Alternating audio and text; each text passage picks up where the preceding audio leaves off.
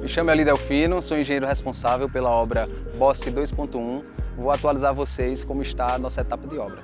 Nossa obra possui 40 casas residenciais unifamiliares e as etapas da obra são radier 100% concluídos, alvenaria estrutural 20 casas em execução, lajes já temos 10 casas concluídas, nossa alvenaria de coberta já temos 3 casas em evolução, nossas instalações hidrossanitárias e hidráulicas estão em execução.